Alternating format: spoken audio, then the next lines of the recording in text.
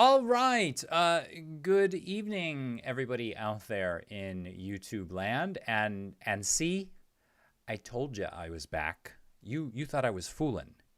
You thought I was like just on a little vacation or something. But no, I told you a couple of weeks ago I would be back with another interview or actual play or something or just some dead air or something. And here I am with another episode of Role Player with a Thousand Faces. As you all, I am sure, know by now, my name is Matt Yancic. I am the founder and head game master here at the multinational conglomeration known as Manufactured Myth and Legerdemain.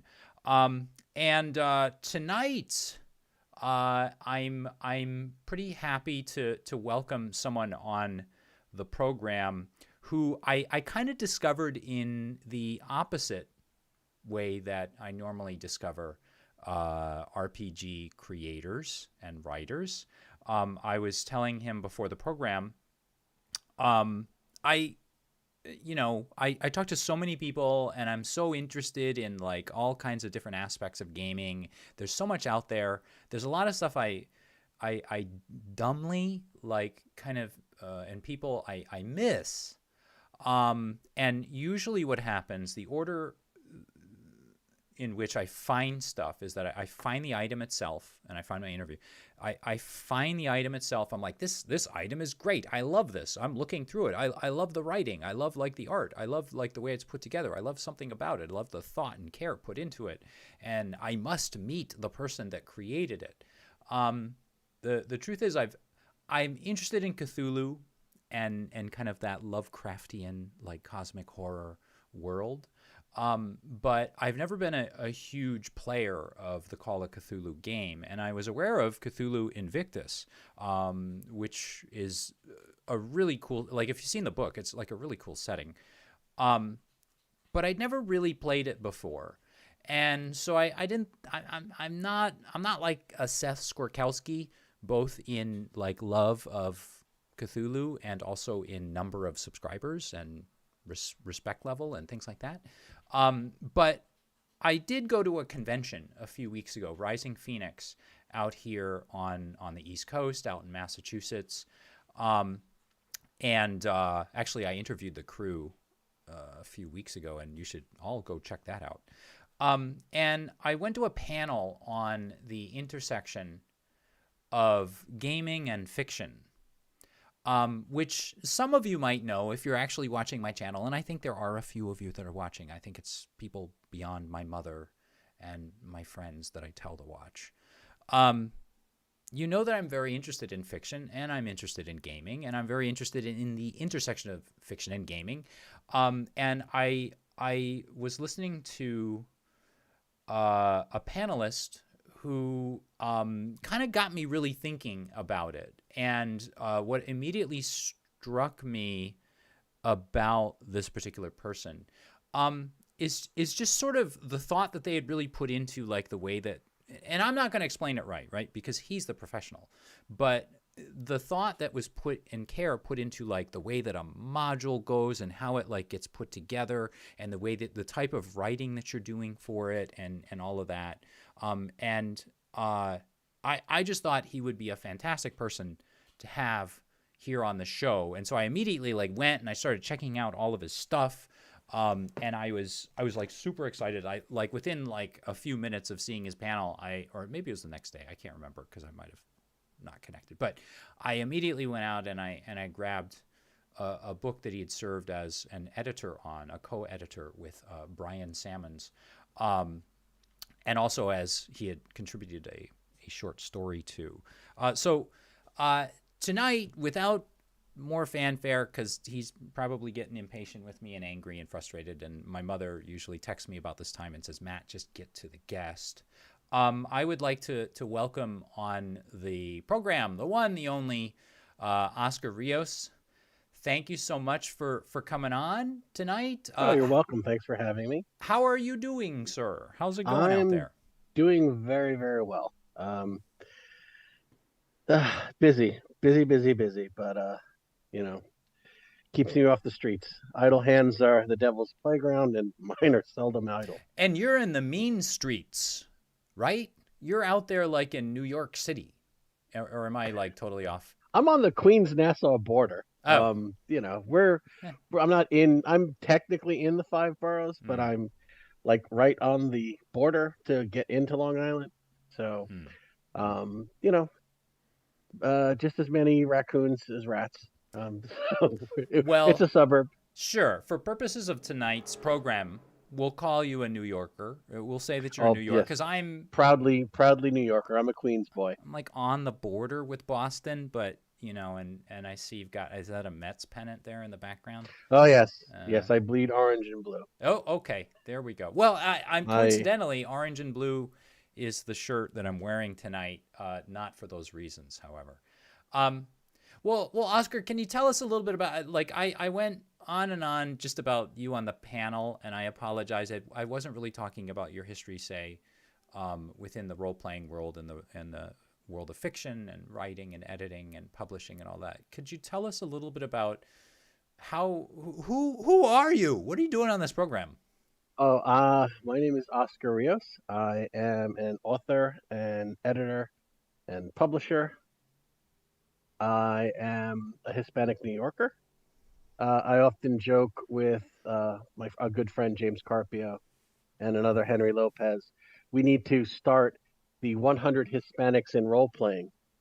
Now we just need to find another 97 guys. Really? Wait a minute. There's not a lot of Hispanics Ladies in and gentlemen, we're RPGs. off the rails and we're all ready. But however, I find this to be interesting.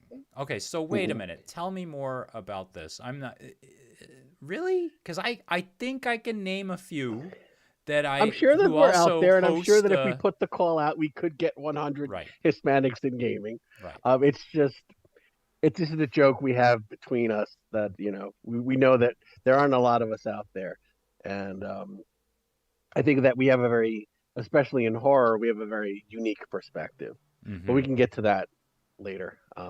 That's some grist for your interview. Okay. Um, so I'm a Hispanic New Yorker. I am a gamer since I was 13 years old. Proud survivor of the Satanic Panic. Mm-hmm. Um, in case people don't know what that means, it means I'm in my 50s and I've been gaming since I was a teenager. Mm. Um, I did a lot of Dungeons and Dragons. I did a lot of Star Frontiers, some Gamma World, Mm. all the old school games. Let me ask you something. I need to stop you there because otherwise I'm going to forget this, right? But I was doing all of my vast amount of research that I do on my guests, and I focused in on one word that I saw, the title of a game that I saw you running a few years ago at a con. Did you play Palladium's Robotech? Yes and no. Oh. I created a Robotech game Oh. using the Dread system, which is basically Oh. a Jenga tower. Mm-hmm. And it's one of the most fun games I've ever run in my life because it's completely nerdy. Mm. It is one of the nerdiest things I've ever done. It's called In Short Supply, and it takes place during episode 8 of the original That's Robotech. very specific. Bye bye Bye Mars. Bye Mars. It takes place during the episode of Bye Bye Mars. Is that the one Ep- where Lisa Hayes goes back to meet Max Reber, who is supposed to be like her boyfriend or something, and he's missing? Yes, that they got a distress call from Mars, but they're really there to get supplies because they're trying to get back to Earth, and there's an old military base there, Yeah, Mars base. and of course the Zentradi set a trap to just capture the SDF-1, and they fight Mm, their way through. mm, Um, what's funny about it is that none of the characters are Veritech pilots. They're all washed out Veritech candidates mm, who have mm, been drafted into the ground mech. They're a battalion of Tomahawk mechs, mm-hmm. which to show you how nerdy I have a Tomahawk mech Oh, little figure on my desk. oh, that well. Uh, Excuse me, sir. Touche. Hold on for just a moment. Here we go. If we're going to be trading nerdy artifacts, we could be here a long time. Ladies and gentlemen, I'm going to say right now, this will most likely be YouTube's longest live stream ever. if we're allowed to get our way. So first of all, I would like to show you Palladium Robotech. Yes, I've got a Second of bunch of all, those. I would also like to show you another copy of Palladium Robotech. Third, I would like to show you a copy of Macross 2 RPG. I have, of course, Southern Cross. I have here Invid Invasion. And what kind That's of a my era. fan would I be without the The Sentinels? Sentinels. And You got to just be a because we're completist. on a Palladium kick, I have my very valuable original copy bought for $9.95 at War and Pieces of Teenage Mutant Ninja Turtles, which is worth like $100 now, maybe more. So, sir. Okay. So yes, Now that I'm a big Robotech fan as well. excellent to hear that. I'm so happy. That was the thing that like stood out was just reading Robotech. I was like, oh, okay, I can talk Robotech. What was it then about RPGs that kind of so it sounds like we're basically about the same. Like I'm guessing early '80s, mid '80s. Mhm. You're into I became a role RPGs. player in 1983. Okay, so what was it around then that got you all hooked? Um, One thing that you know about me is I was born with hip dysplasia, which means I've never been athletic. I walk with a limp.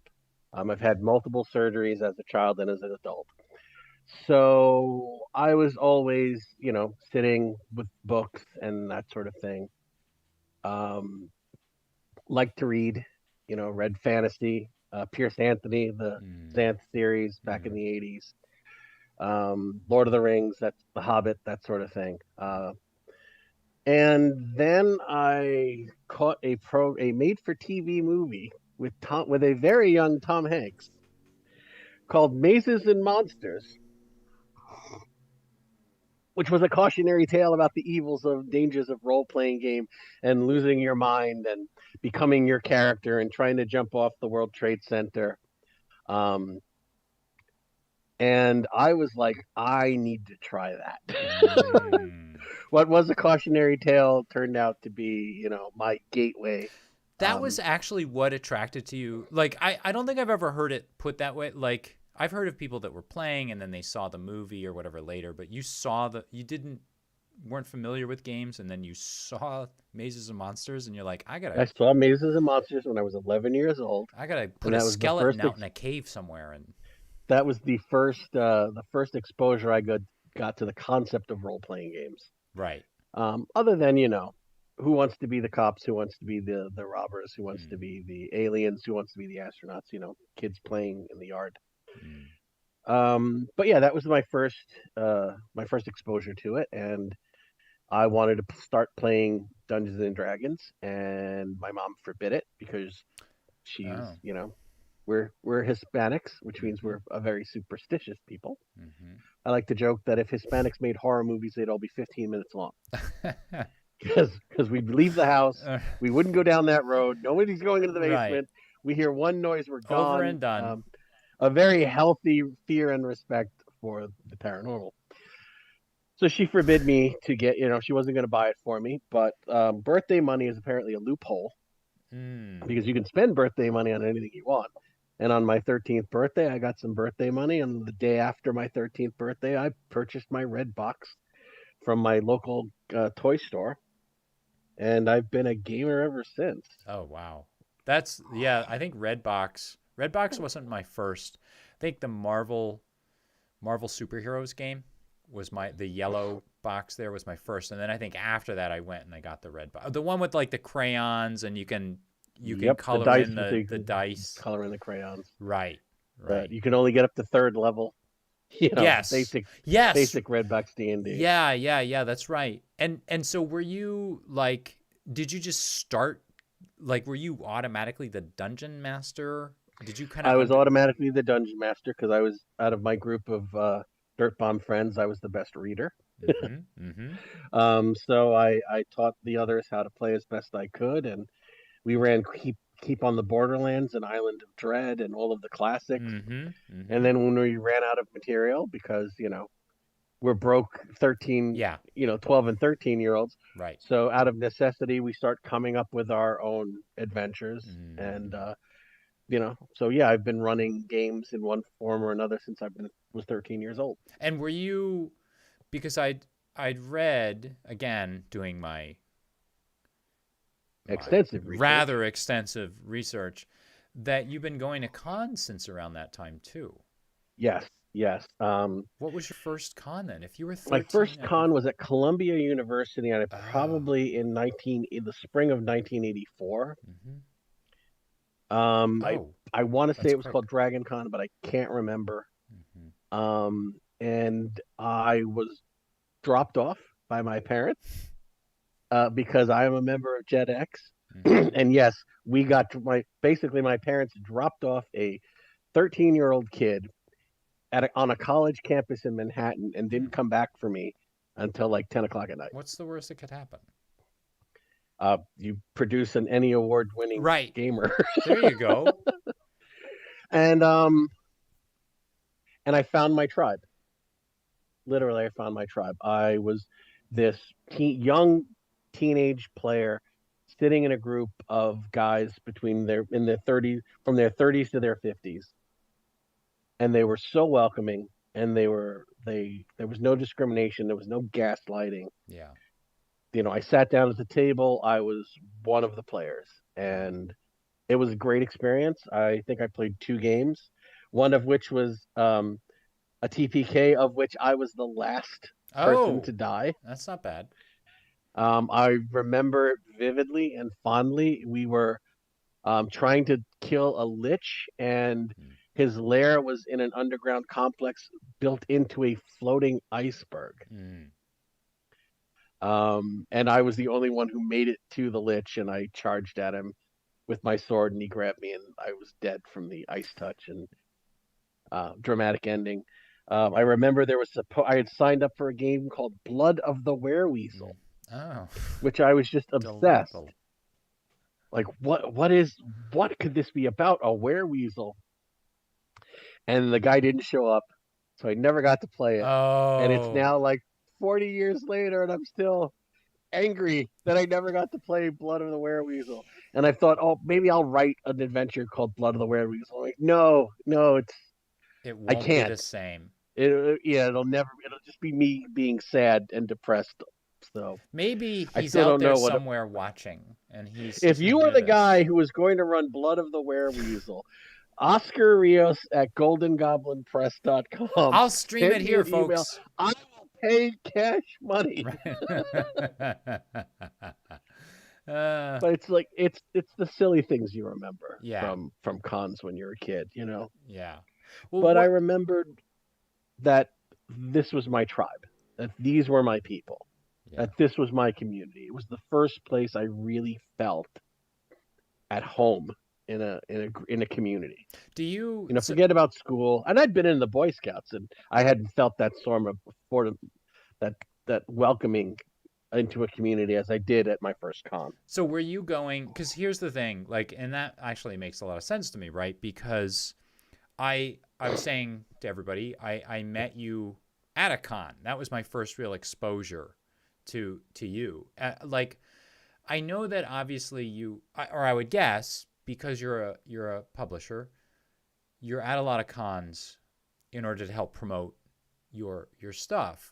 But if, just between you and me, like, if you were not a publisher, would you still be going to these cons? Oh, most definitely.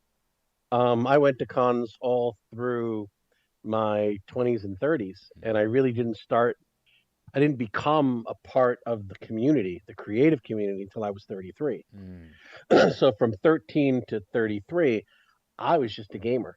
I was just a guy at a con going to play games and have a good time. Mm. And then I was the guy going to the con to run games Mm. because, if you run games, you get in for free.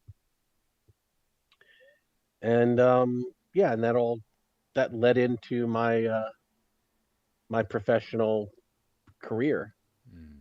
um, which we can get to Yeah. whenever you want to get to. Were you more of a, I mean, you said that you were by default, I guess, the GM, but were you, I guess, then more of a GM? Was it just sort of like a forever GM, or were you? No, I would get to play. I had friends who would run games. So I did get to play. I ran games more than I played. I Mm. played a lot of Dungeons and Dragons in my friend Joe Michael's campaign. Mm. Wonderful campaign that spanned many years. Oh, Um, still but going yeah, on that was today? no. That was in the 90s. Ah, okay. What was it then that made for like a really maybe what was what hooked you, and then maybe what makes for a good game for you now? What hooked me is that you could just go on an adventure, that you could do heroic things and visit fantastic places and meet wonderful, strange, mysterious beings and fight horrifying monsters. And all the while drinking pineapple soda, eating Doritos, and having slices of Sicilian pizza in somebody's basement. Mm. So it was the best of times in the safest environment. Mm. I mean, your viewers probably aren't as old as us, Mm. but New York in the '80s was not, you know, uh, it was a very hazardous place for teenagers. Yeah. There was a lot of drugs. The crack had just come on the scene in a Mhm. big way, Mhm. followed by the cocaine of the yuppies, and then Yeah. the AIDS epidemic. So, being one of those party kids could really, affect your life in a very bad way. And gaming was a very safe pastime. Mm. It was something you could do at home for very little money with a group of close friends. And your mom and dad knew where you were. You weren't out roaming the streets or in a park after dark with, people, people shooting each other because they stepped on each other's sneakers. Yeah. No, I do remember that. It's like I was there at the maybe the tail end of that. So I lived in New York for about 5 years. I went to School of Visual Arts on 23rd Street. And so, but what I do remember is when I got there, I guess it had been cleaned up. Uh, Basically, Yeah. I think Disney had bought a lot of like Times Square, and they were like Yep. kind of turning it around and all that. But I remember Yeah, we this. lost a lot of our identity, but a I lot was of gonna our say, identity wasn't very wasn't very appealing. yeah. Um, there's parts of me that miss old New York, and it's funny because my wife and I call it old New York, like Mm, before the Disney revitalization of Times Square. mm, So it's a very different city. A lot of it is still the same, but we definitely lost a very gritty, rough, edgy side of the city. do you think any of And I that? mean, Oh, go ahead. I was just gonna ask. Do you think any of that? Like, how do you think that affected you, maybe from a creative standpoint? I mean, if you're kind of From a like, creative standpoint, it really was, I think, beneficial because I could see one era ending and another beginning. So from a history standpoint, it's a period of change.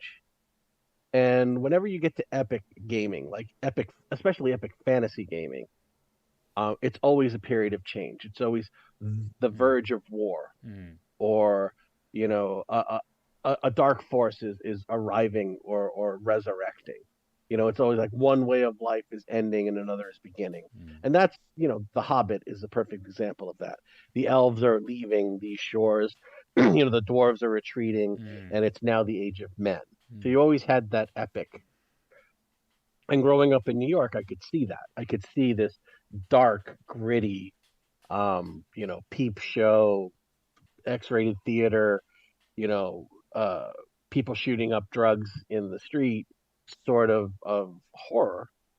And then you trade it for another horror, which is, mm, you know, the sanitized, um, neon, family friendly, very phony reality mm, of the Disneyfication of Times Square. And mm. it's just like two completely um, different cultures. And I was alive and witnessing both of them. So I think from a creative standpoint, it did give me that sense of epic change and conflict. Were you at the time creating? I mean, I assume because you mentioned, but were you creating material for your games? Yes. Like, so you mentioned how you sort of ran out of modules, and as a kid, maybe you're running out of money, so you can't keep buying them. But like, were you actually writing stuff down and planning it Of out, course, or was it like of off the course. cuff? Or No, it was very planned out. I had my little word processor, oh, and I had the hard disks, wow, and I filled them up with Star Frontiers Adventures and hmm Dungeons and Dragons Adventures, and then Chill, and a little bit of Gamma World. Back in the old Golden Age games, the old school Renaissance track this day and age. mm-hmm. But no, I was always writing and I was always creating, and I had people tell me a lot, "Wow, you're really talented. You should try and get published." And it was 10 years before all of those people telling me that over and over made me confident enough to think, well, maybe I should at least give it a try. Were you using, because this is what I remember too, is like my high school and college days were like the Mac Plus, Mac 2 desktop publishing era kind of phase of media. Like, were you into that at all? I used to like my No, stories, I'd like I format uh, them, and I had a Commodore 64, me too. which I did very little with, except Mm-hmm. play Space Rogue, and different games. Mm-hmm. Pool of Radiance, that sort of stupid Yeah. nonsense. But most of my writing was done on a dedicated word processor, Mm. which is great because it was like the printer and the little tiny screen and the keyboard, and Yeah. it was like one thing on your desk that did everything I needed to do. Yeah, I remember those. I remember because you would oftentimes you'd put the ones I remember. You put it's an actual 5 1/4 floppy disk, and you put them in sideways, Hmm. and then the more advanced ones had the 3 1/2s that you could like clunk in there. Right, I had the 3.5, the little ones. Oh, yeah, the advanced ones. What So then you mentioned that it was not until you're 33 that you like really put your nose to the grindstone and you published. But what are you doing in this span from like those teen years to 33? Were you In the teen years, all through my 20s, I was playing games. I was writing games, and I was world building, especially for Star Frontiers and for Dungeons and Dragons. Our campaigns were very detailed. They were very long. We had really creative people who all wanted to do different things. So there was a lot of character development. mm, So it was very a way to learn how to entertain people. yeah. How to tell a story without making it completely your story, without having it be a shared universe between all of your players, because they have hopes and dreams and aspirations. They have things that their characters are good at, Mm, goals that they characters want to achieve, and you start to create adventures to feed off all of that energy. mm. Were you So it taught me to be very creative because all of my players had different wants and needs. right? Right. So it's kind of pulling the game in different directions, and you have to kind of hopefully maybe satisfy everyone to a certain extent. I would imagine. Were you Well, really yeah, it's weaving it together with a tapestry. I wouldn't even call it like a tug of war. I would just say there's room to fill in all of the gaps between you. And were you kind of consciously like aware of this as you were doing it? Like I often kind of think about like how people learn to game master, because on the one hand it feels very isolated, especially for people like us who are just sort of doing our own thing, and we might have the luxury of a few other game masters, but not like today you can go on YouTube. You watch 300 different approaches to GMing. But like, were you Mm. aware of your No, no, it didn't. I really didn't think too deeply of it. I was like, it would be cool if we took these characters and did this, or it would be cool because I have a couple of characters, players who want to play dwarves, and a couple of characters who want to play elves. So why don't I set the game where there's mountains with a forest right up mm, against them, right? and so they're neighbors. Um, and then we'll say, oh, the goblins are raiding elf territory, and then they're fleeing across the border and they're hiding out in the mountains, which is dwarf territory, so they won't be followed. Mm. And then the elves and the dwarves have to send emissaries asking permission to chase the goblins across the border, and then Yeah. they start working So together. And you're that, like really layering yeah. it on. So that was how I my campaign when I was a teenager and early 20 something. That's how I wove it all together, Mm. by creating a situation where everybody inhabits the space equally.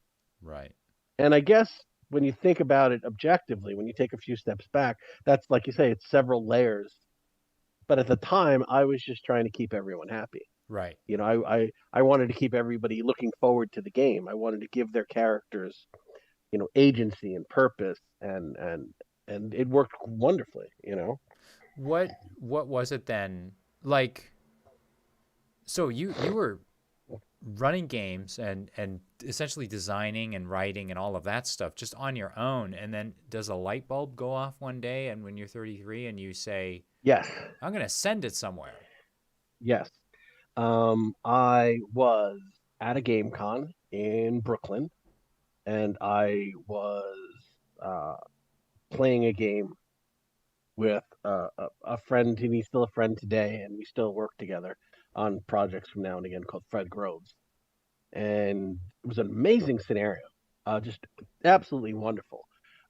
Very detailed, fleshed out historical piece. I'm like, oh my God, what book was this from? This is when I'd already started playing Call of Cthulhu. Mm. And he said, oh, it's not any book. I wrote that. That's my Mm. original. And it blew my mind. Right.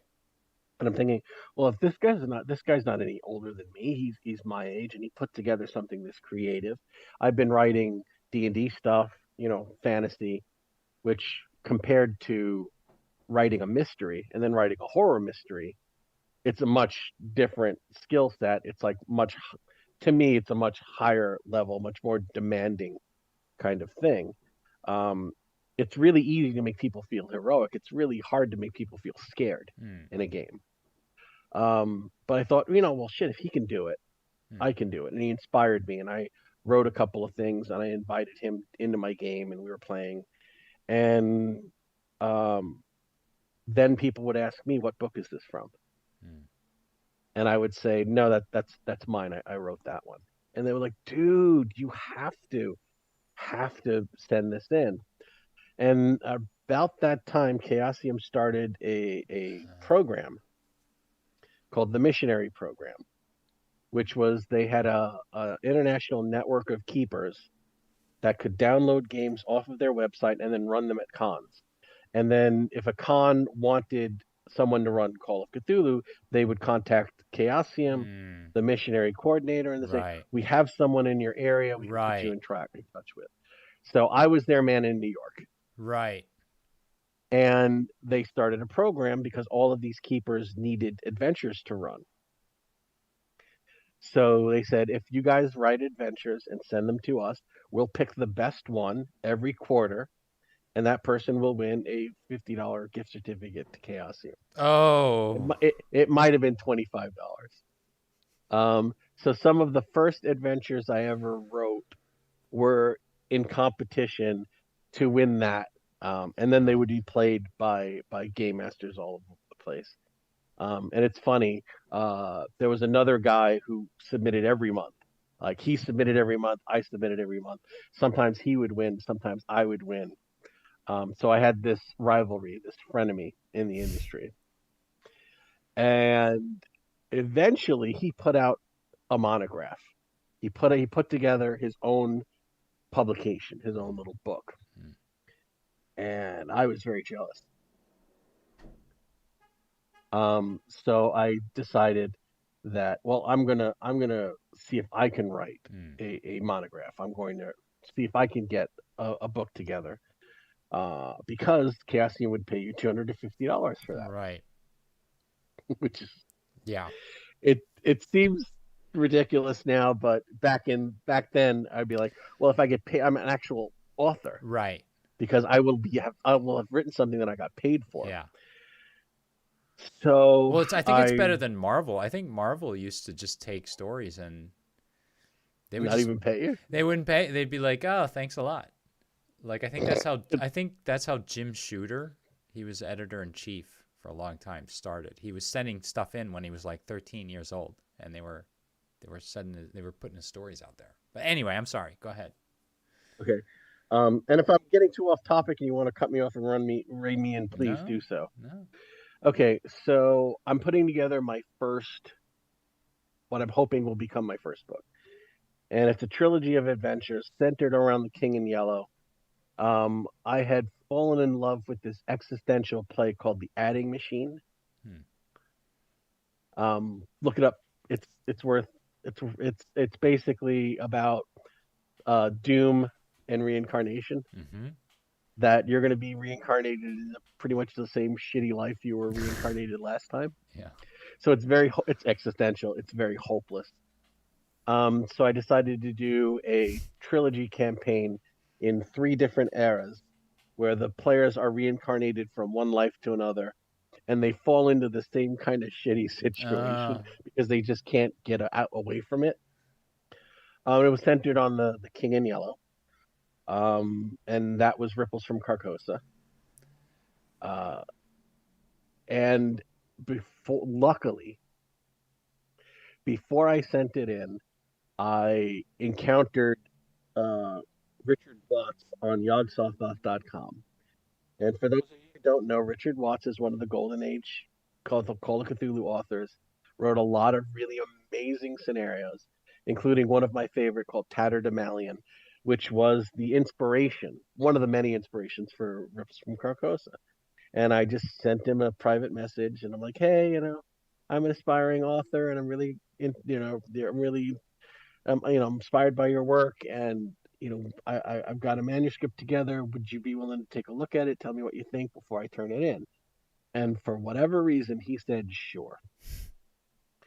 So I sent it to him, and he wrote me uh, 4 paragraphs of everything that was great about it, and 4 pages of everything that was terrible mm, about it and how to fix it. mm, And it was like the Rosetta Stone. yeah. I probably learned more about writing in that email than people in 4 years of college majoring in English. Um, and I went back and I edited the manuscript and I released it, and it was a success. It was very well received by the community, and it was my first published work. I think in what was that, 2013, maybe 2003. I Mm, think it was 2013. I'm not sure. mm.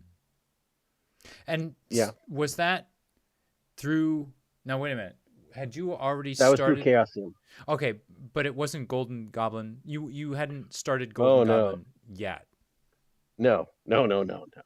So you're just That's working through Chaosium for like a few years, I assume. mhm. I produced a number of monographs. Um, and they would do monograph collections. So Mm-hmm. I would get one scenario into a monograph with others. I had several that were just mine, um, and that was going great.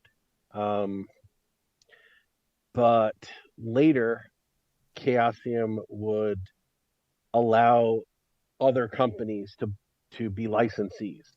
So small publishers could produce Call of Oh. Cthulhu stuff, pay them a royalty, Mm-hmm. and then be almost a semi-independent publishing house. Hmm.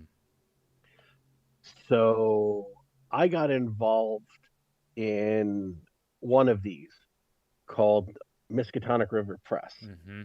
headed by Keith Herber, Doc Herber, very famous in the Call of Cthulhu community, and a dear old friend of mine that I unfortunately no longer really in contact with, named Tom Lynch. And Keith Herbert taught us everything we needed to know. Mm. Well, he taught us enough. Mm. I still don't know if I know everything I need to know, but that's age and wisdom that, Mm. the older you get, you realize the less you Yeah, the really less know. you understand. Yeah. Yeah. So he taught us enough that we could at least help him. And it was a great validation for my work because here's this guy now editing my stuff. This guy I respect and who has a Yeah, yeah. reputation, and he'd be like, "Yeah, you're fine. Yeah. There's no pointers I could give you. I read your scenario. It's really funny, and I like it. But why did you put so many mills on Mill Street?" And I'd go into the book that he wrote, and I'm like, I didn't put so many mills on Mill Street. You were the one who put all the mills on Mill Street. I said, I'm just following your book Mm. because I wrote an adventure that was like an homage to a setting book that he'd created, Mm. and he looked through it and he goes, "Son of a bitch, I did put all these mills on Mill Road," and so it was really funny for like that sort of thing. And then he died. He died very suddenly. We'd put out, I think, one, maybe two books, and Tom Lynch and I looked at each other and we're like, "What the fuck are we gonna do now?" Yeah. And we decided to carry on, and we struggled and we limped forward, but we put out a couple of really interesting books without Keith, and then Tom didn't want to do it anymore, Mm. and he was focusing on getting his master's in teaching. He wanted to do more creative writing and less publishing and business stuff. Um, so he decided he was going to shutter Mm. Miskatonic River Press. Mm. And there I was like, okay, well, what the hell do I do with myself now? I've spent all this time learning how to do all of this. Mm. And back then, Chaosium was not really putting out stuff. It was before they'd been acquired and their big, restructuring um, before, seventh edition and all of that. And I was like, well, if nobody, if nobody's grinding the wheat and if nobody's kneading the dough, nobody gets to eat pie. Mm. Like if nobody's going to band pack practice, nobody gets to be a rock star. Mm. Somebody's got to put in the work, the unpleasant, stressful work of managing a publishing house so that books come out. And if you want books to come out, sometimes you need to be part of the solution and not part of the problem. So I contacted some gamer friends that I'd met and built relationships with through conventions. One of which used to be a professional editor. One of which was very good with IT and a professional designer. And Golden Goblin Press was born. We applied for our license and it was granted. And that was 11 years ago. So that was it was something I couldn't quite put into words, but just hearing you kind of describe the process right now, that was something I was kind of curious about. Um, I assume that your primary, and I'm just making an assumption, like your primary love is writing and creating, or do you feel a little bit like you set that aside in order to manage the press, or do you feel like you've just taken it all on, My or my primary love is entertaining people. mm. Writing is a way to entertain people. And if the books aren't made, you can't entertain anyone. So the company became a necessity, Mm. and a way to give back, especially after I'd become successful, to train new authors, young authors, to mentor them, give them an opportunity to enter the community as I had, because I had mentors. I had Richard Watts, I had Kevin Ross, I had Doc Herber, I had Scott Anielowski. I had met all of these really amazing golden age guys who Mm. had helped me, Mm. who'd given me good feedback and great editing and guidance and training. So now that I was at a certain part in my place in my career, I felt honor bound, to help, to give a hand up to the next generation of authors and creators. Mm. And by so when you're kind of forming the company and you know that this has to be done in order to get the books out on a regular schedule and all of that, are you thinking in terms of logistics, or are you thinking in terms of like romantic terms, like I've got a mission with this, I'm going to create the greatest such and such types of books ever, or I'm going to create like, or are you balancing it all, or is it just happening so fast you don't really quite have time? Do you remember that? Do you remember that time in that scene in Indiana Jones and the Temple of Doom where he runs into the cockpit and just sits down Right. at the controls, Yeah. and she says, "Do you know how to fly a plane?" And he goes, "No. Do you? How Do you? hard could it be?" Eh. It's kind of like that. Yeah. Is there a romantic aspect to it? Sure. It is very romantic to be an author and publisher, and to go to cons and have people recognize you. So there is all of that. But really, it is if I knew what I was doing, I would have never You tried it. wouldn't have done it. If I would have known Yeah. what actually went into it, Yeah. I would have never done it. Which is why Right. World War II was primarily fought by 19-year-olds. Yes. Because if they knew what they were doing, they would have never done it. Right. So I was young, I was naive, I was younger, I was naive, and I wanted to do it. And, it's all going to work out. How? I have no idea, but it's all going to work out. It, And we made mistakes, and we gotten burns, and we'd gotten bad reviews, and we'd had cost overruns and yeah. delays and angry European backers who think that we can just deliver these products for free without postage. Um, you know, damaged projects and people flaking on us, and it's, there's a lot of turmoil and chaos in the Yeah. world of publishing. And authors are we're a beautiful breed, but we're desperate for approval, uh, and we can be very unstructured. Mm. So it's kind of like herding cats. Mm. You really have to love cats to be a publisher. Mm. Mm. And everybody's different, and everybody works better under different circumstances. Like some people, they work great with a deadline. Some Mm. people, if you put a deadline on them, they just shut down Right. immediately. Right. And you have to learn how to handle each one. Thank God my degree is in psychology. So that's helped me immeasurably. But if I known I was going to be running a small business for more than 10 years, I would have taken a couple of business courses. Right. Do you feel, But, is it still like that? I mean, I don't know. Maybe this is too personally, professionally. I'm crossing a line. Is it still like that now? Or do you feel like, okay, I got a few years under my belt. I got it. I got control of the plane. I know what I'm doing. while I was really laid up last year, Mm-hmm. and just very sick and recovering from multiple surgeries and, you know, trying not to die, Mm. I really did a lot of deep thinking about how I'm running the company and what I've learned. And I came very close to shuttering, Hmm. because I realized, wow, I've made so many mistakes. I kind of feel like I really don't know what I'm doing. And then my wife was like, "You've been in business for 10 years and you haven't gone bankrupt." Yeah. I was going to say, She said, "You know how amazing that is?" And I'm yeah. like, "Yeah, I guess I'm not doing so bad." And so we're soldiering on. Right. We had that moment where I really had that objective look, and I'm like, this is a lot of work. And I feel like now that I sort of know how to do it, I'm realizing what a bad job I've done.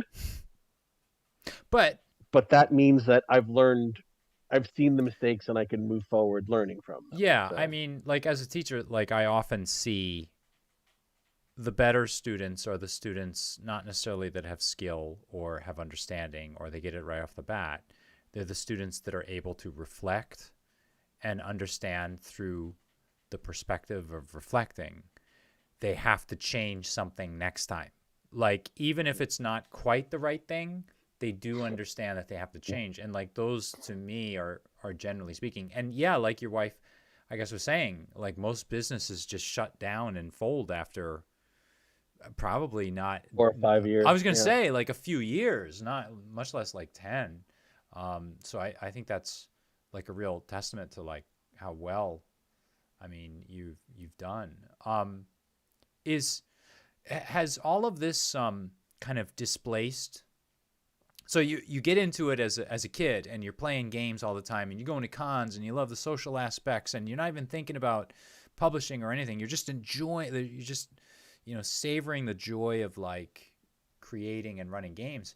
Has running the company and creating entertainment for others displaced your own personal? No. No.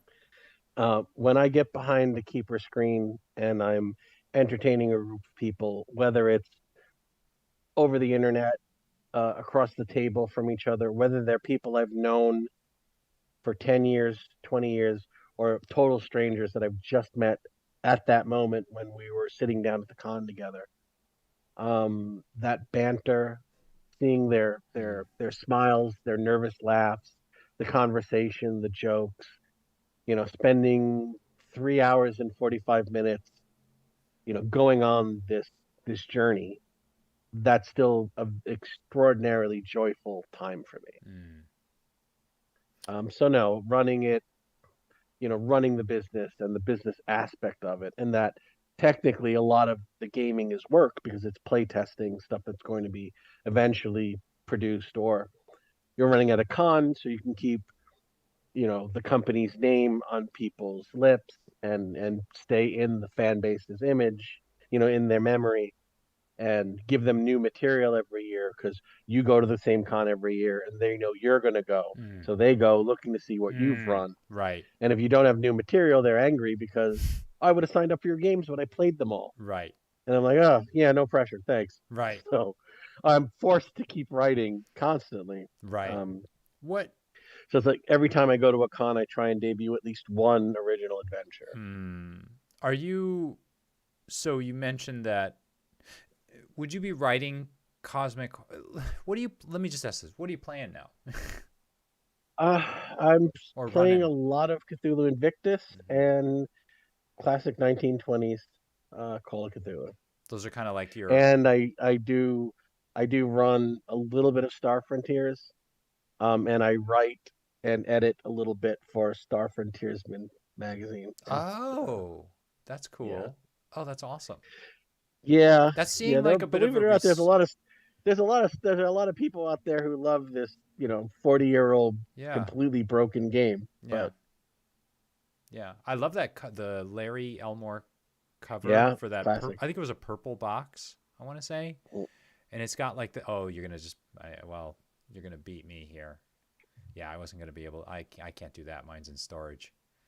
That's nice. This is this is a hardcover. You can actually Oh. get it in hardcover over off Drive Through RPG. Oh, no kidding. So yeah, I treated myself. That's awesome. Um, And then to be a complete and utter nerd, I got dice that somehow match the exact shade of shade purple of purple. as. So those are my Star Frontiers dice. Yeah, you gotta Um, match them, of course. yeah, yeah. So if you're playing those like right now, um, how do you keep yourself? So you're doing the games, so you still got the personal stuff, the fun going on, and you're running the business. Like, but and this is something I kind of noticed, or I'd noticed. It seemed like from what you described, you're insanely prolific. Um, am I wrong, or is that right? I It's have ridiculous. written. I keep a running tally, and I think I'm up to 115 or 116 in written Star Frontiers adventures. Forget about that's just no, that's Call of Cthulhu. So forget about everything else I've written. Are you on Um, like a schedule? Like you have to do it or does it just like how do I you do am that? gifted and cursed with ideas. Um, there's usually, if I'm writing something, there's usually three other things that I'm thinking about writing after.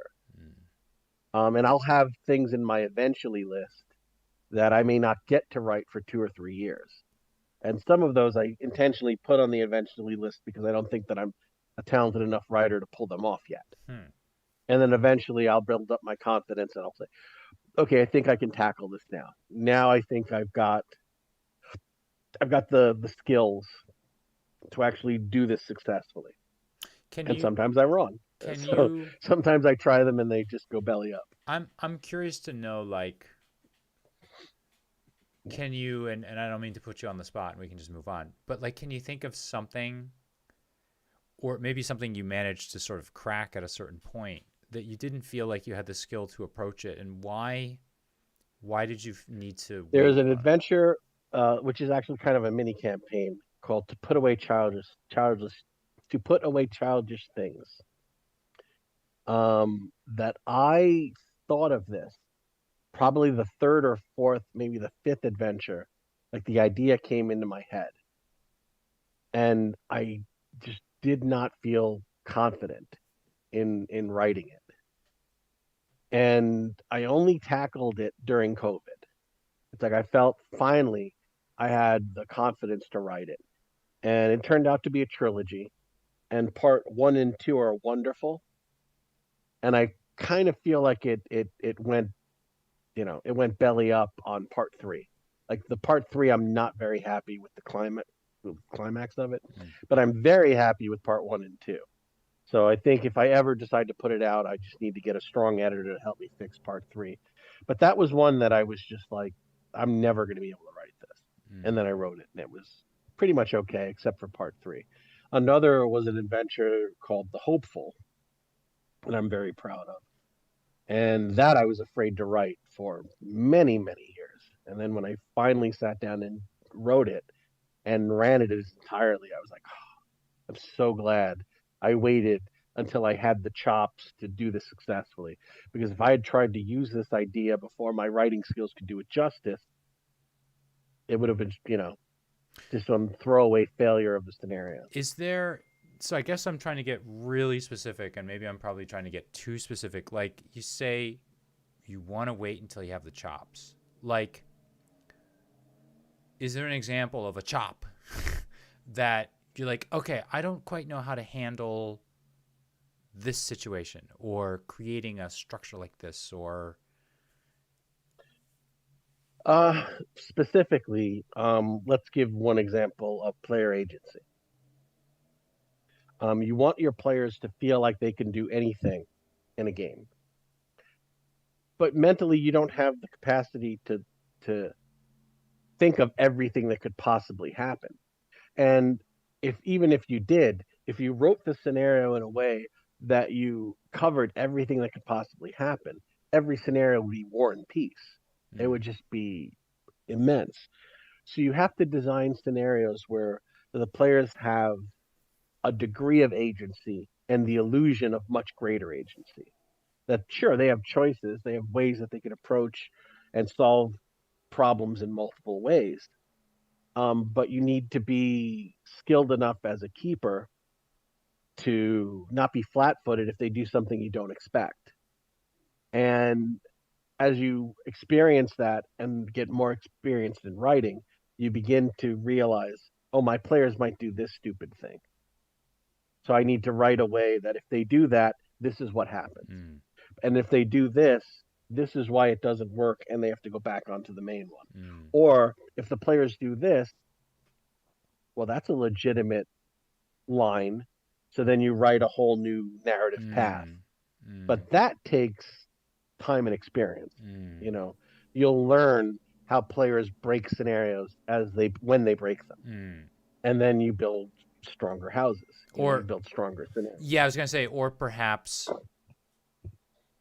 a hook or a lead or a particular phrase that might lead them down a path that you're not really intending. You may think one may think is clever, but then you're like, oh wait, you can't say something like that. That's actually going to make Right. them go in the wrong direction. Someone actually had asked in the chat something that I had been sort of wondering about as well. So BGD was asking, and I was kind of thinking about this too. So um, you're creating. There are something like 4 different eras that you're creating across for Cthulhu. I think Um, 3 or 4. that I have written, I've written a lot of Dark Ages. I've written a lot of Cthulhu Invictus. I've written a lot of 1920s. I've written Old West. I have written Gaslight. Oh wow. I have written Far Future. So I've Hmm. written sci-fi. Modern. I have several set in World War II.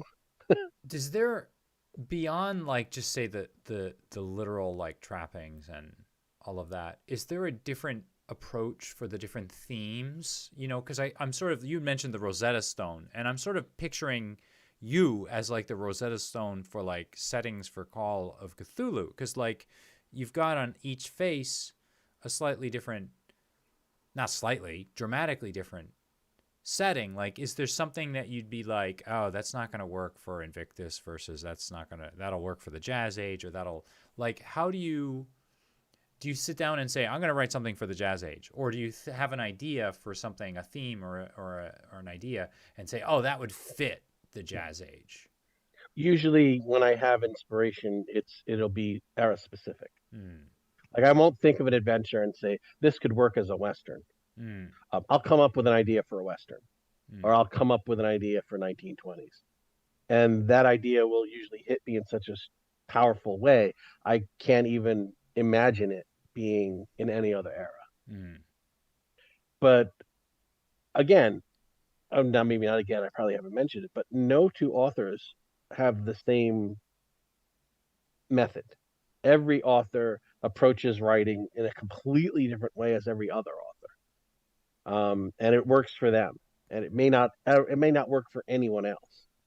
So the way I get my ideas maybe I'm sure is completely different than most other authors. I mean, there may be a few whose mind works the same way as I do, but Mm. you know, there's Mm. no way of knowing that. So I just know what works for me. Right. Um, we talked a lot about maybe the publishing side and the adventure side of it, but I also wanted to sort of talk a little bit about the just the straight fiction side of it, like just direct like narrative fiction. Can you tell me a little bit about did did did that fiction kind of come first, or I have a funny feeling like the games maybe came first, or did they sort of develop at the same I the wrote interest? I wrote, I wrote fiction as a young boy. And I was always very good in school at writing essays and short fiction and that sort of thing. So I was always creative in that extent. And I would write, short stories or little pieces of fiction all throughout my teen years in my 20s. But um, when it finally came to writing fiction, that started really because I wanted to have fiction companions to our RPG books. Mm, Like I remember the fantasy D&D days where you'd have the Harper series or you'd have the Dragonlance books and you'd have the Dragonlance game and how they would dovetail into each other. mm, So when we started doing Call of Cthulhu books, I wanted that. I wanted mm, collections of horror short stories that maybe weren't purely Cthulhu Mythos, but they were Call of Cthulhu RPG based. That they were more like a session of the game than they would be um, a classic Call of Cthulhu story from like Derleth or Howard or mm. And that sort of thing. and so the thing that I guess had originally kind of caught my attention, like, or at least the thing that like grabbed me, was your Heroes of Red Hook collection. Was there something that particularly like inspired? Well, could you tell us a little bit about Heroes of Red Hook and? Heroes of Red Hook was like many great things in this country, conceived about a group of intellectuals while we were drunk. Um, On a cocktail napkin, just to make it perfect, right? Uh, no more like a drunken rant screamed Oh, out into okay. a hotel room during a room party at Necronomicon, Okay. I believe 2011 or 2013. It was a long time ago. And a signature guest, the guest of honor, I will not mention the name, uh, made many racist comments during the opening ceremony, um, and had specifically said how the horror at Red Hook was coming true. And the horror at Red Hook is one, very anti-immigrant, and two, set in New York. Mm. So, as a Hispanic New Yorker Venn at this diagram. con, I was greatly offended and um, had to run into this author several times. I was there when he got an award, and I had my hands folded while everybody else politely clapped. And my dear friend Jeff Muller was having his 50th birthday, at Necronomicon. So we had this massive room party planned, Mm. and people from all over the world came, and they came with snacks and booze, and we had an absolutely epic room It's a party. perfect storm for this to happen. If you ever get the opportunity, um, uh, hold on, to just hear Scott Glancy tell a story while drinking whiskey to a room full of gamers. I mean, the guy holds court like no other. I am in awe of his skills. What was funny is we were at, in the gaming area, and my wife is there, and my wife plays with me all the time, so she's a little spoiled. And she goes, "That guy over there, he really runs a good game. I wouldn't mind playing with him." I'm like, Oh. "Yeah, that's Scott Clancy, Mitzi." Everybody on Earth feels the same way. That wow, he's really good. I'm like, if I wasn't running right now, I'd be sitting playing at his table. Mm. So we started talking about the racist comments, and a lot of us were angry, and all of us were drinking. And I was like, you know what we should do? We should just get a whole fiction collection that Mm. all of the heroes are just, you know, minorities, Mm. gays, Mm. neurodivergent, LGBT, half, biracial, Mm. transgender, um, and we should make them the heroes. And we just call it Heroes of Red Hook Mm. as a big FU. Um, and then security came and broke up the party, Oh. and I knocked over a bowl of salsa on the hotel rug, and my Oh. wife was very mad at me because I was stumbling around drunk. And the very next day, um, my friend Weissman had gone out early in the morning and had "I am Red Hook" T-shirts Oh, printed, wow. Okay. and we wore them whenever and made sure we were seen Yeah. because we were just so pissed off. Yeah. And the book came together in the year after that. Probably 8 months after that con, we had a manuscript, and it was very well received. We have really amazing stories, amazing authors who really poured their heart Hmm. into very dramatic, heartfelt pieces. What was so obviously there's a lot of passion and behind it. Um did you feel something, was there a different process to it? Because in a way, so it's a certain theme again.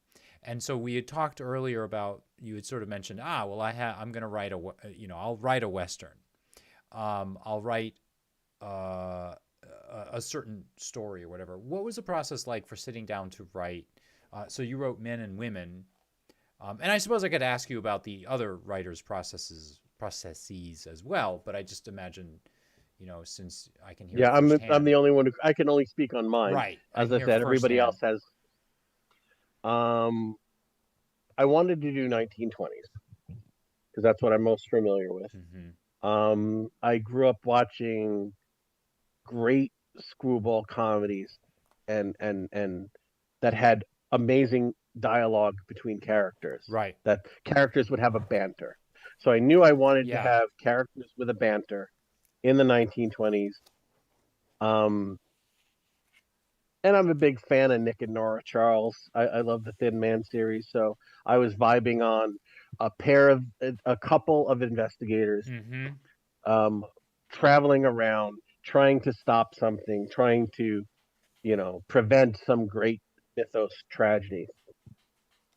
And I wrote it completely straight. I just did not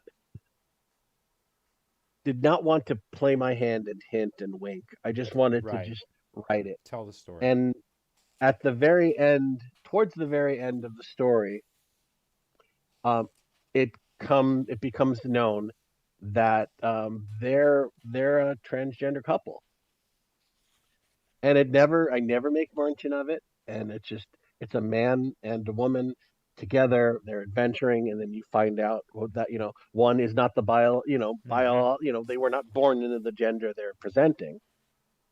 Um, and just do it as if they were any other couple of adventurers. Just do it as if they were any other loving couple facing adversity, looking out for each other.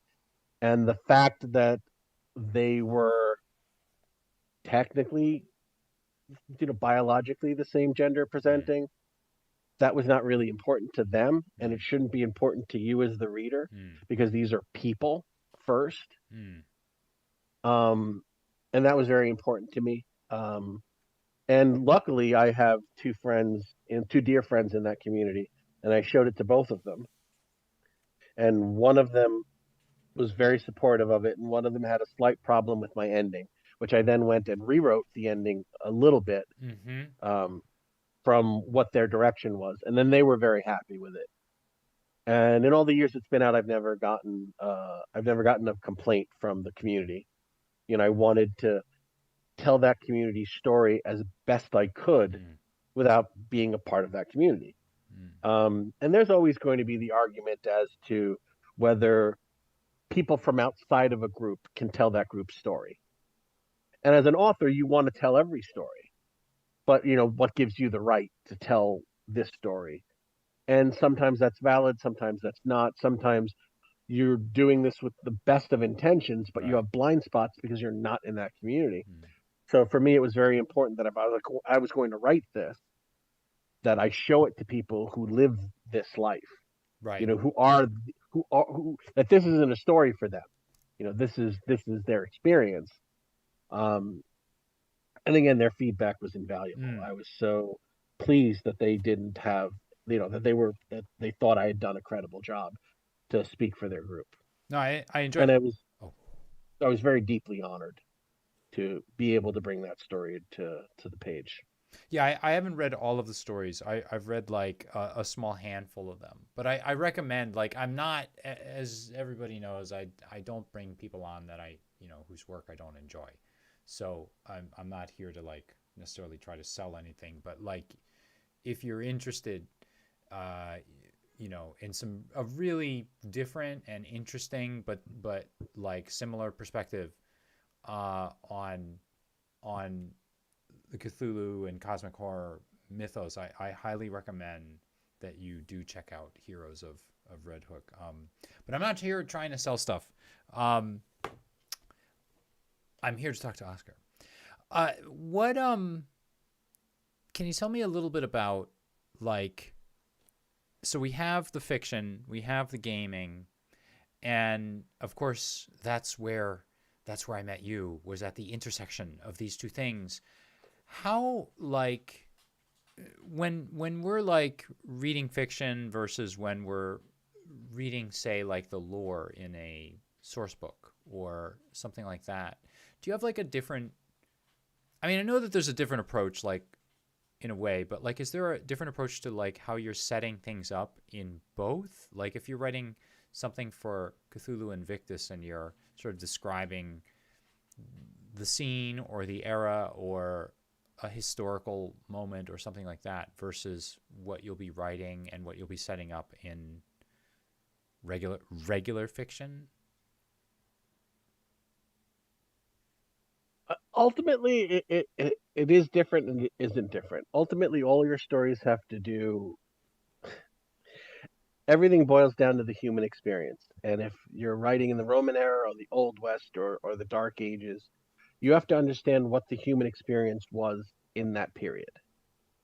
Because people living in different periods have different concerns and different goals and hopes and dreams and belief systems. So you want to present a story that would be important to people in that era. So it is different slightly when you're writing for different eras, but ultimately it's the same because you're writing a story, about people interacting, about people facing peril, about people making moral choices, about people, looking out for one another, or not looking out for one another, or just looking out for themselves and victimizing each other, and then whatever interaction, whatever moral you're trying to convey, you build the story around that. Like for example, um, if you don't mind me, I'm going off on another tangent. No. Um, I was uh, I was honored to be the gaming guest of honor at Necronomicon last year, and they asked me to write a short adventure for their souvenir book.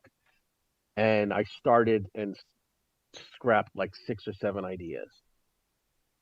And I was like trying to do something special and innovative and unique. And I was just tying myself up in knots. And I Mm, decided, well, what do I love to write? Like, what type of story do I love to write? And I love stories. I love tragic romances.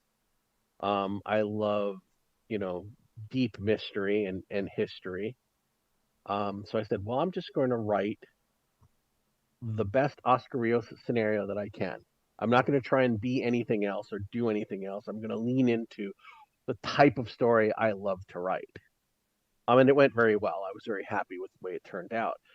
But really, it was like, it wasn't me thinking scenes and me thinking, like, what do I want to write? I want to write a love story. I want to write a tragic love story. Um, and then it's fun because I don't write the ending. The players mm, decide what the right. ending is. So the narrative belongs to them. I just set up this situation, Mm, and how the story unfolds mm, is up to my players. Now, you ask what's the difference between writing for RPGs and writing for fiction.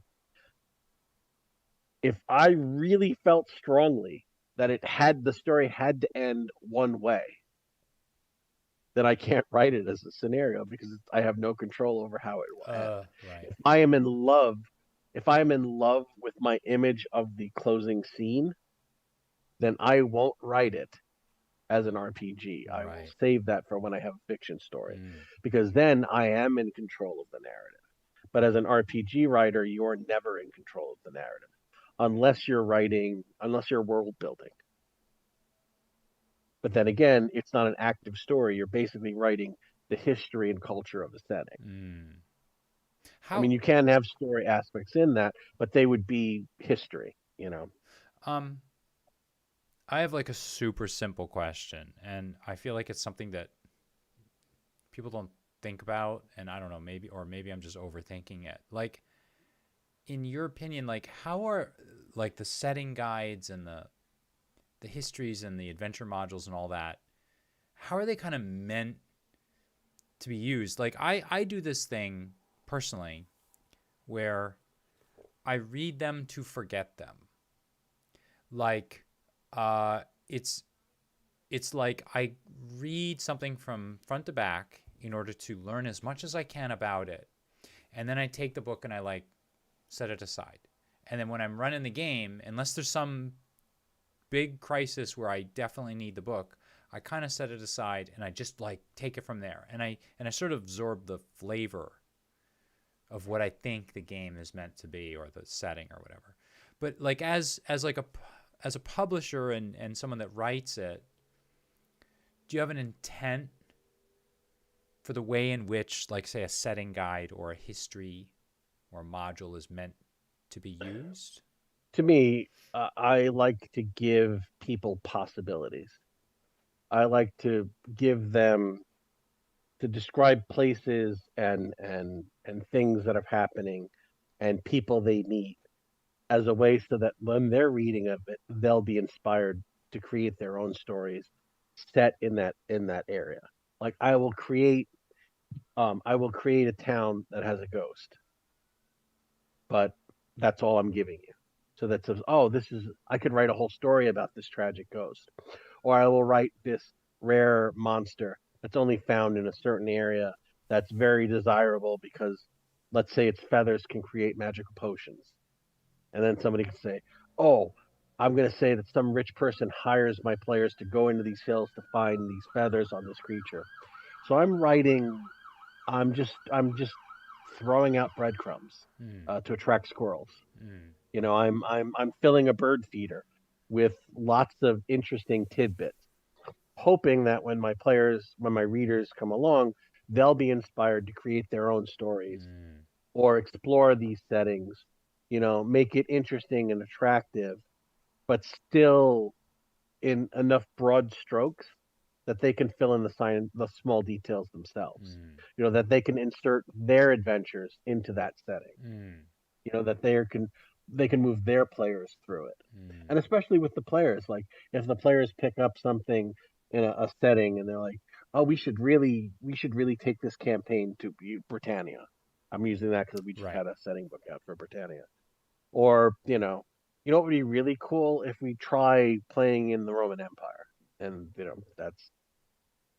so that's that. So really, it's just it's a different form of writing. Mm. All three, writing a scenario, you're writing possibilities without owning the narrative.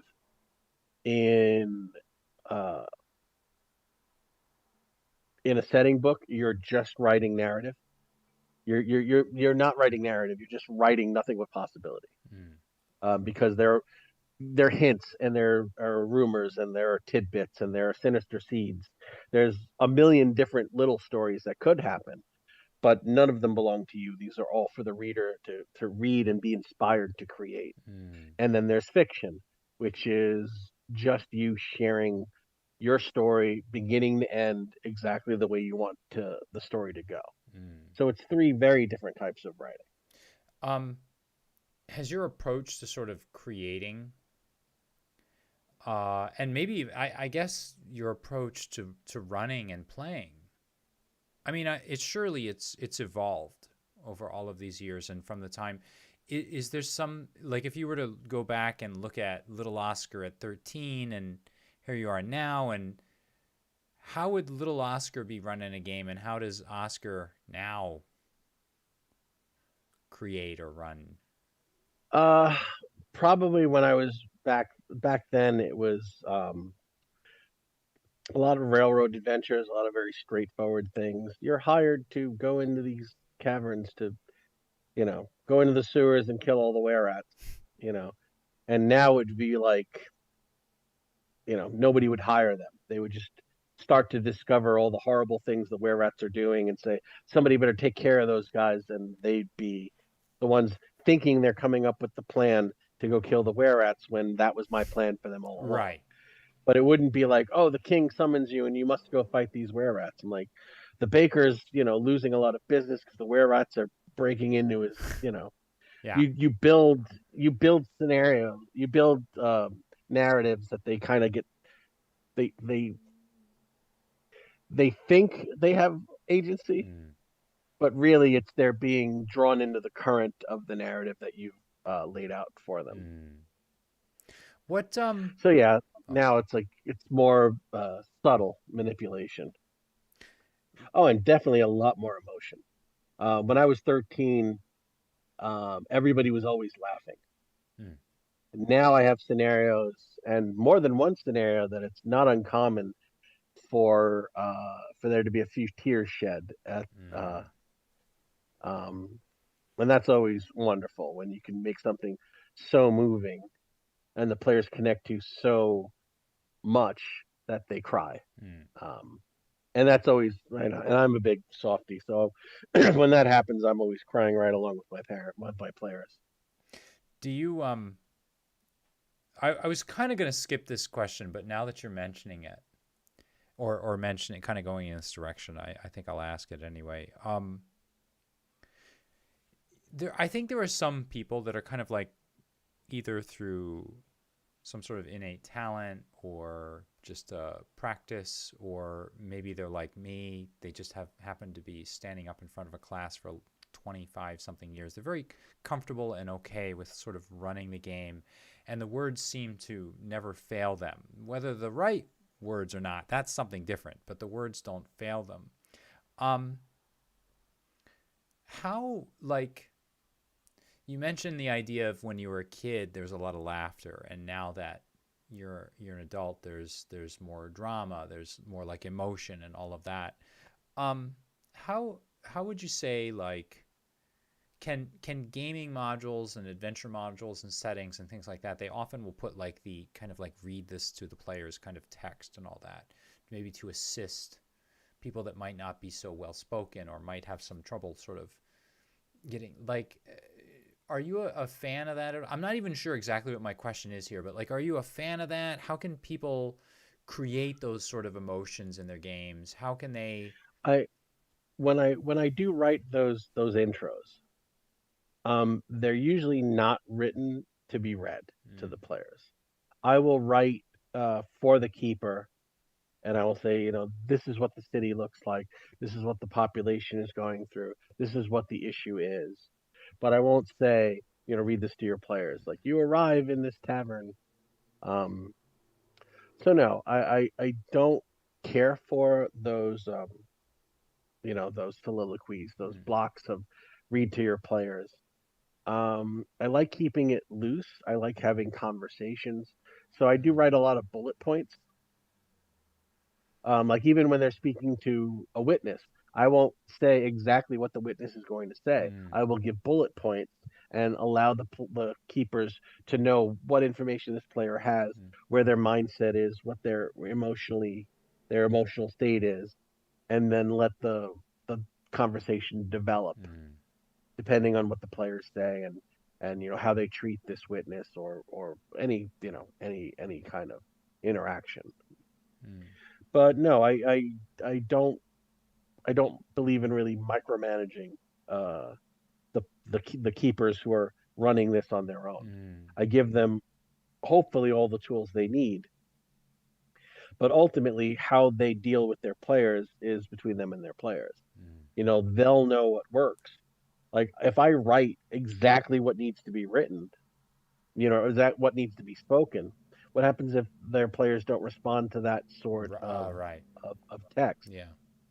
The players may not give two hoots about, what I wrote.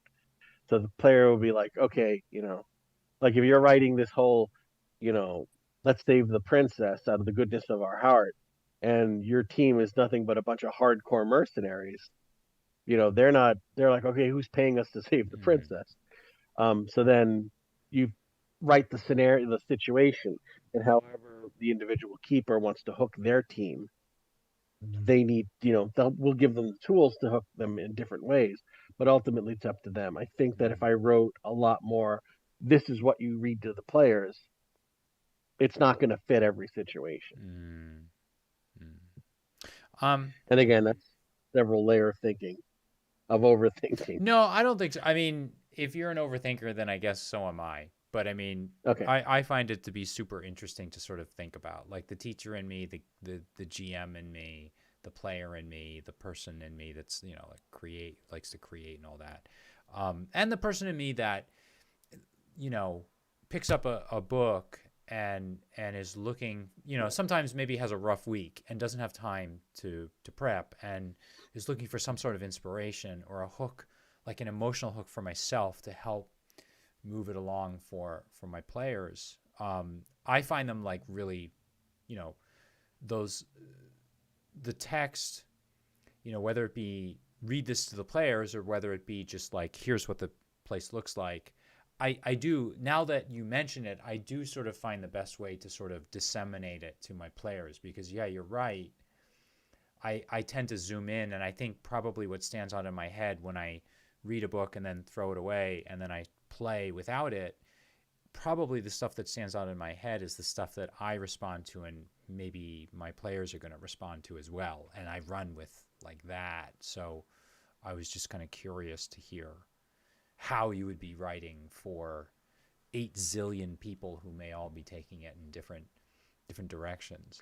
I'll put it in more of a teacher standpoint. Let's say you have a lesson plan, Mm, and this is what you're going to be doing with the entire class. But you have students that are gifted, and they're going to mm, pick it up really quick. But you have students who are not as gifted, and they're struggling yeah. in this certain subject.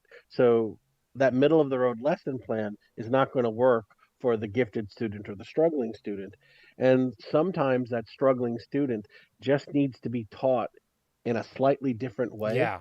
to make Yeah. them as gifted as the most gifted student, but the method just doesn't connect with them. Yeah.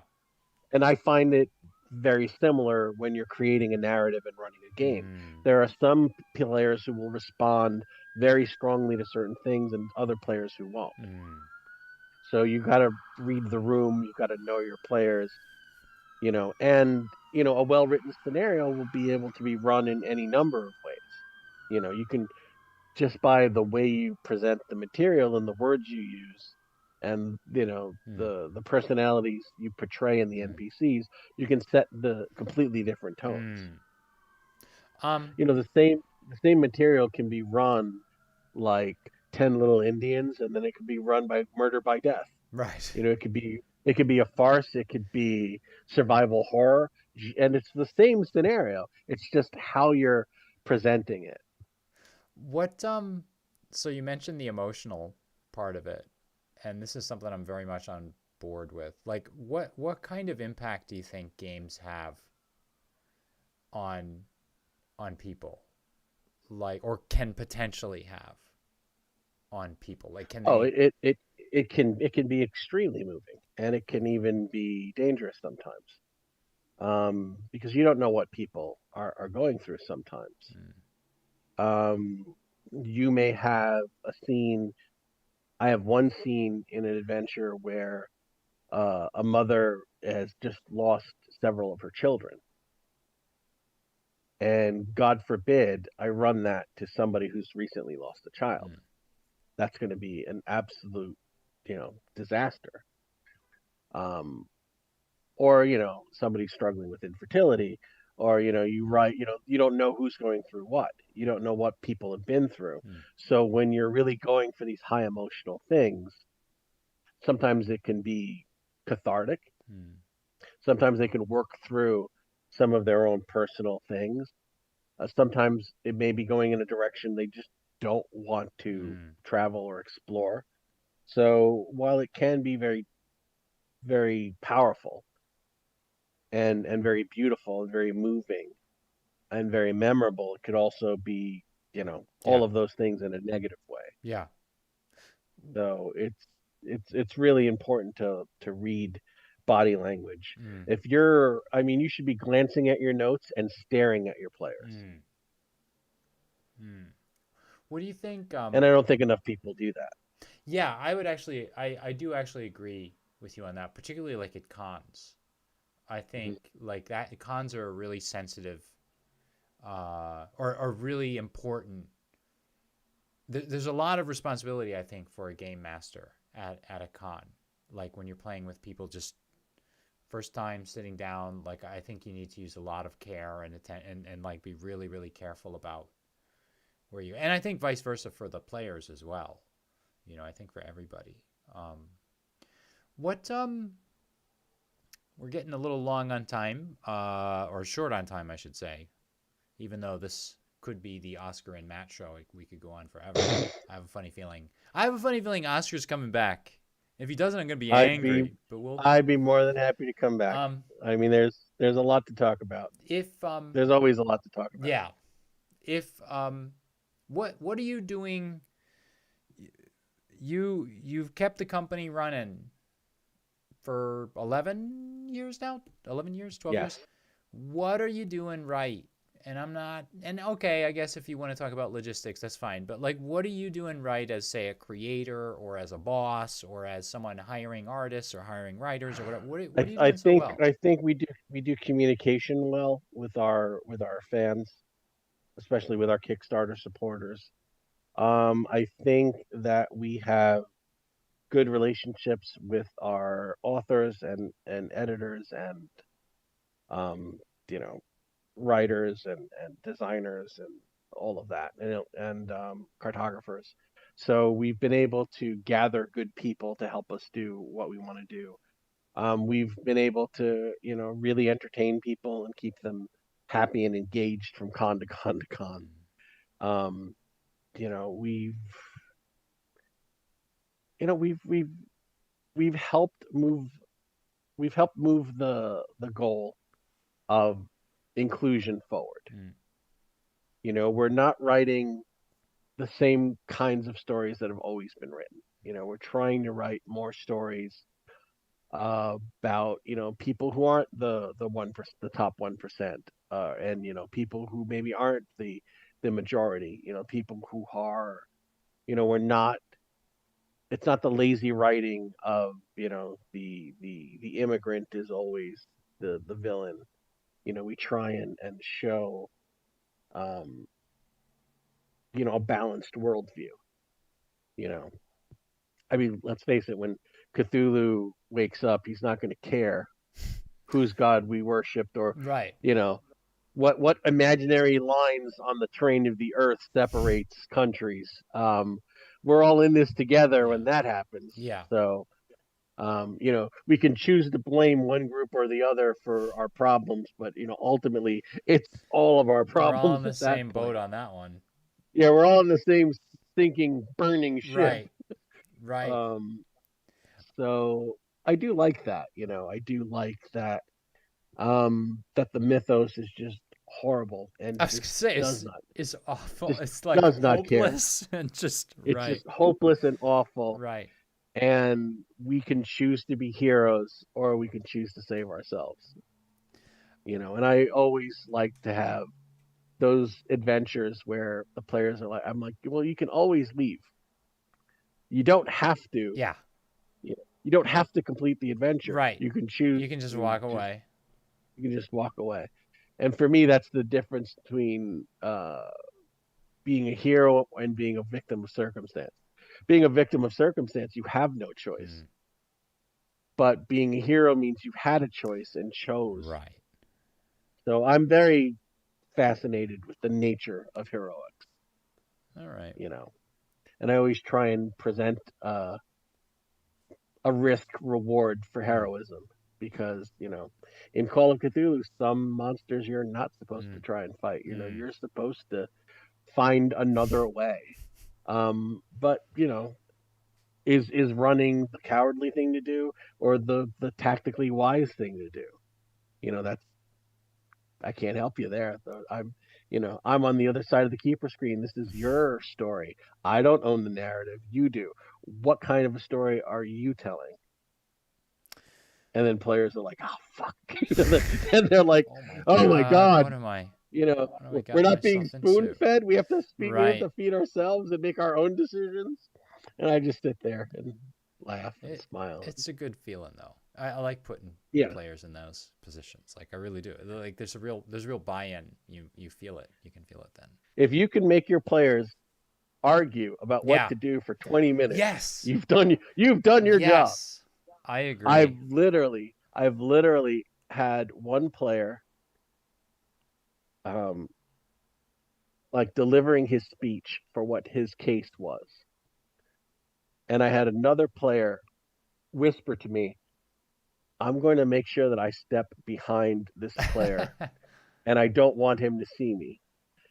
And I said, "Why?" He says, "Because if he convinces the others to do that, and fucks up what I want to do, I swear to you, I'm going to shoot him." Ooh. And it was just like, wow, Yeah. we have really pushed all of our chips We're in through the and gone looking to a glass. very, yeah, we've gone to a very dark place all of a sudden. Yeah.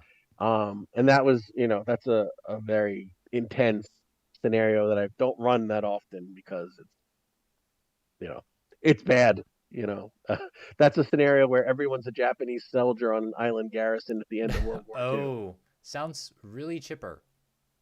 Yes, sounds it's called sounds like a laugh a it's minute. called it's called Setting Sun Rising Tide, and Oof. I've literally have had people, if this guy screws up this for me, I'm going to shoot Yeah. him.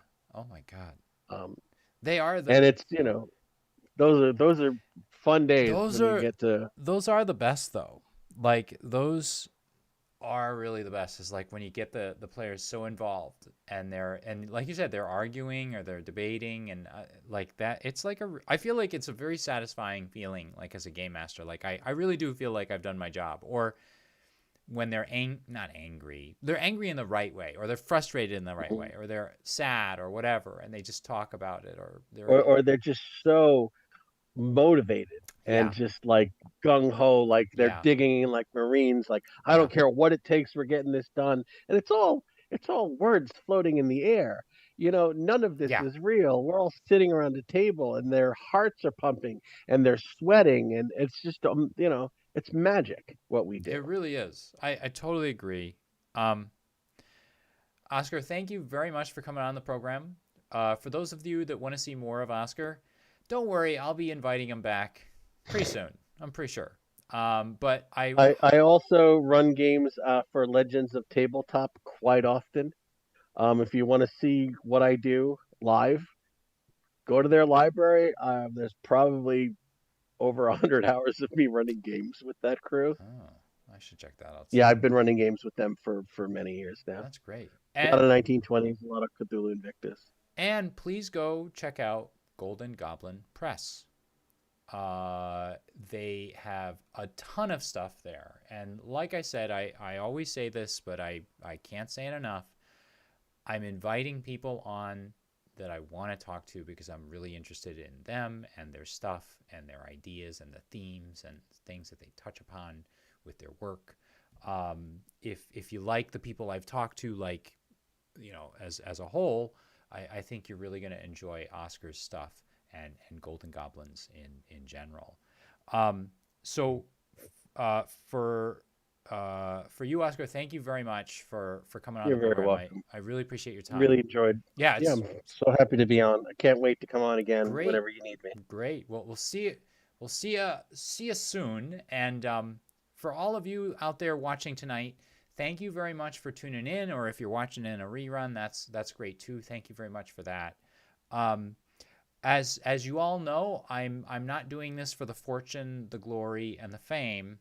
But if you think somebody might enjoy these interviews, please do think about liking, subscribing, sharing, and all of that good stuff. I love it when I get to introduce people to the world.